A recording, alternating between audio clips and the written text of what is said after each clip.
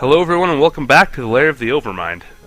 This is going to be a new video series. I was given an invite to the Elder Scrolls Online Beta for this weekend, so I figured I would make some videos and share them with you guys so you can see some of the awesome stuff that they've got going on in the new Elder Scrolls game. So I'm going to go ahead and just put my password in here real fast and jump right in. Login was incorrect. I must have hit a wrong key somewhere. Alt for exit. There we go. That should do it. Alright. Placeholder. May contain content inappropriate for children. Visit esrb.org.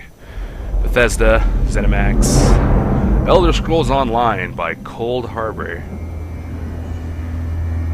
Looks like we got ourselves an opening cinematic with placeholder right over the front of it.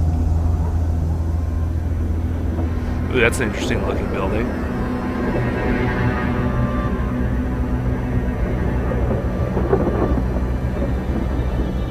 Creepy looking area. As in all the games in the Elder Scrolls series, in Elder Scrolls Online there's a cosmic threat to Tamriel. In this case, the cosmic threat is coming from the Daedric Prince Molag Bal. He is the god of schemes, and his goal is always the enslavement of mortal souls. Using Daedric machines called Dark Anchors, he plans to merge the world of Tamriel with the realm of Cold Harbor in Oblivion, which is the realm he rules. And there's an ancient prophecy in the Elder Scrolls that says that the Soulless One will thwart Molag Bal's plan. And in fact, the player is the Soulless One. What a coincidence. At the very beginning of the game, Molag Bal steals their soul from them. And during the course of the game, they're trying to get it back. Huh, that's new. In order to turn Molag Bal's schemes against him, the player must go to Cold Harbor, his Oblivion plane, and find out where his soul is being held and why. What is so special about his or her soul that Molag Bal keeps it secreted in such dangerous places and under such mighty wards and guards? If the player can do that and find out, wow, that area looks awesome. Then the player can turn the game against the god of schemes himself and stop the merger of Oblivion and Tamriel.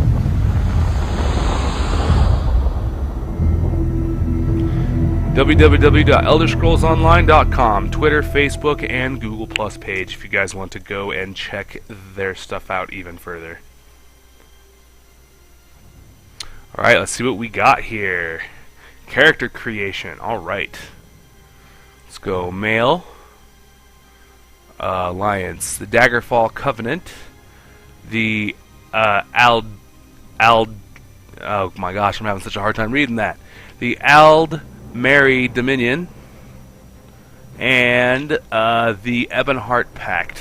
Let's go with a pact. It's a cool looking figure. Race, we got Bretons.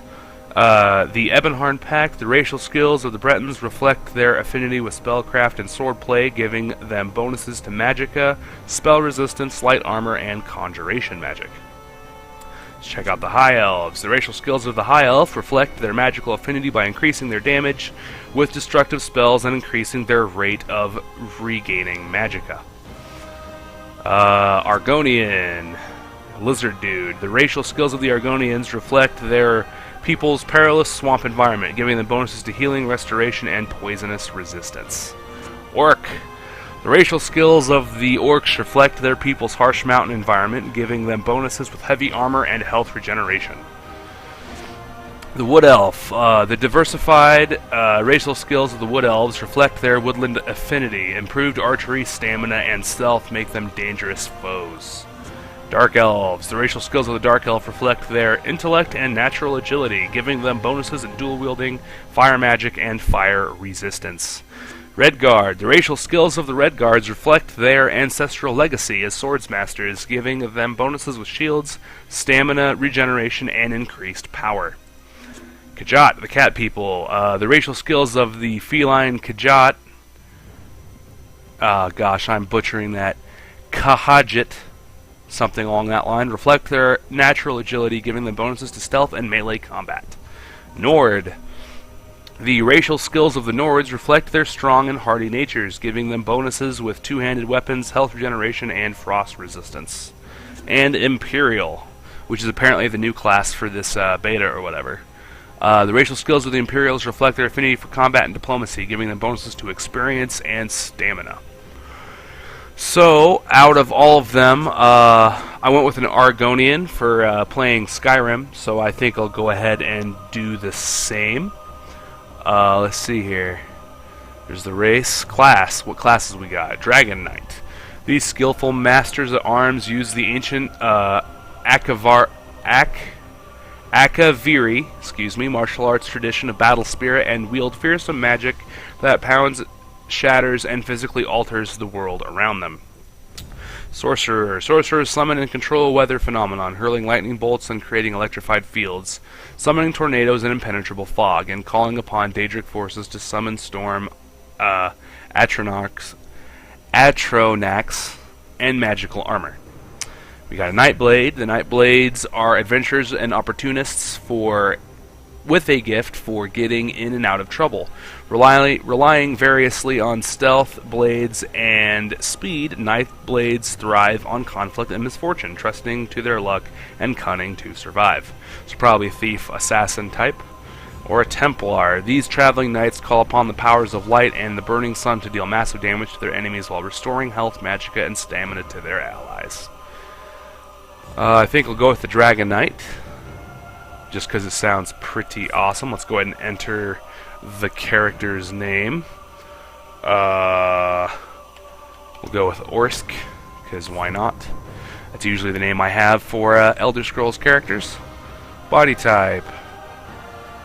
Super muscular, really fat, really thin, somewhere in the middle. Let's make him really muscular. Why not?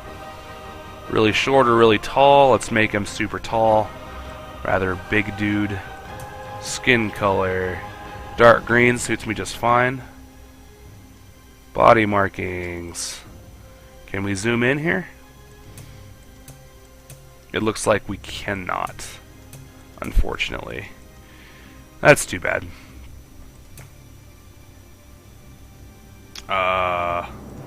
Stop. Stop.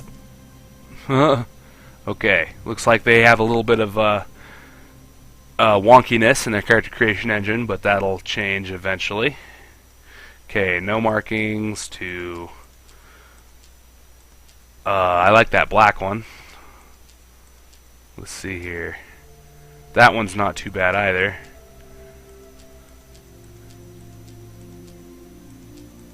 Well, let's go with that black one that we saw right off the bat. There we go. There it is. Upper body, torso size.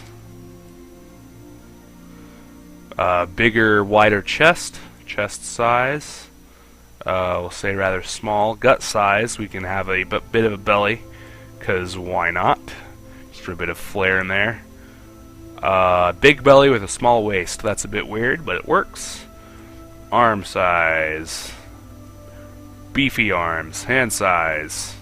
Really small hands, because why not? Lower body, hip size. Let's see, let's go ahead and put it somewhere about right there. Posterior dimensions, I assume that's his rump. Yeah, size of his tail. Let's make it a thinner tail. Leg size. Skinny legs. Foot size. Really, really big feet. Alright, let's go to the face. Face type. We got heroic face, an angular face. That looks really weird. Soft face. Let's go for the heroic face. He looks pretty badass with that. Voice B. Voice A. Looks like they're tailored to the race, which is awesome. There's D. I don't know about that one. E. Let's see. F. Definitely not.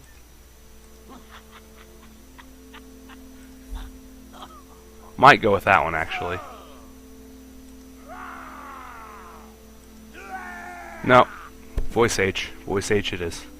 Hairstyle. Oh my gosh. Okay, let's go through them slowly. We got horns. Another variant of horns, and another that's probably all the hairstyles for the for these guys. It's just going to be different horns.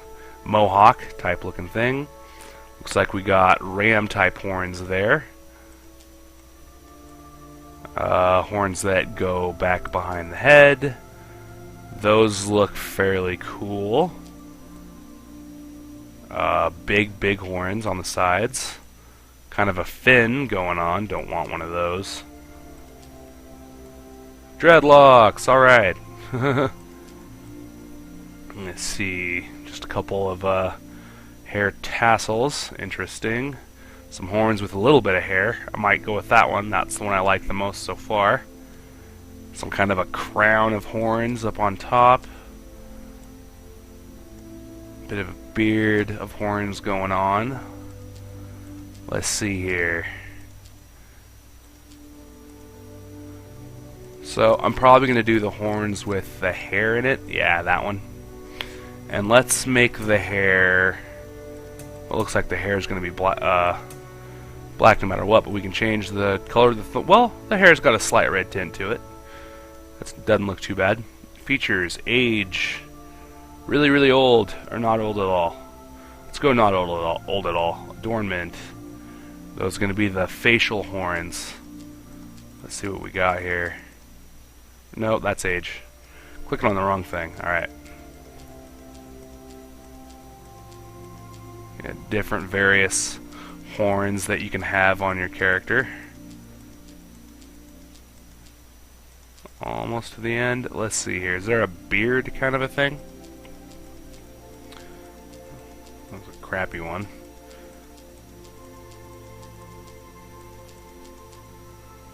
Well, I guess that's about as good as it's going to get. Face, forehead slope.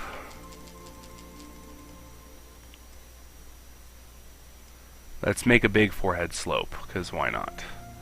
Cheekbone size. I really wish they would let you zoom in, be able to see more of the guy. Cheekbone height. Let's go ahead and make high cheekbones. Jaw size, really big jaw. Chin size, we'll go with a small chin. And about medium-sized chin height. Beefy neck. Eye color will be green, because why not? Eye size. Big eyes, because why not? Eye angle, I can't really see it that well. So we'll just go right there. Eye separation will be about normal. Eye height will be further up. You give kind of a more alert kind of a look. And an eye squint, we'll squint them a little bit. Eyebrow height. Pretty high. That looks pretty good. Eyebrow skew. Right down the center. Eyebrow depth. Pretty deep.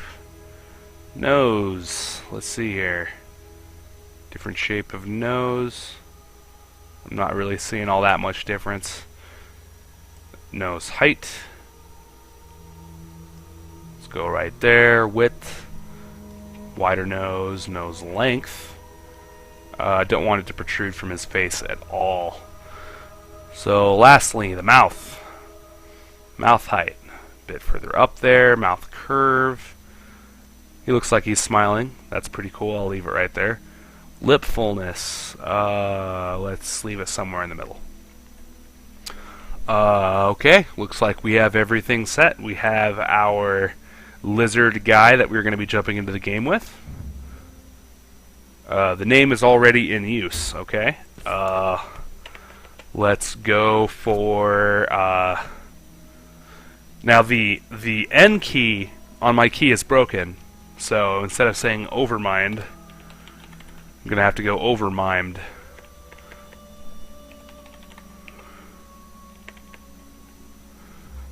It's close enough. Alright. The Wailing Prison.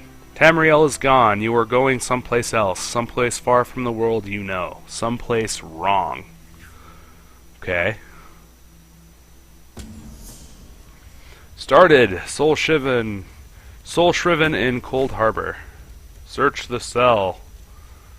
So this is already reminding me very, very much of Skyrim.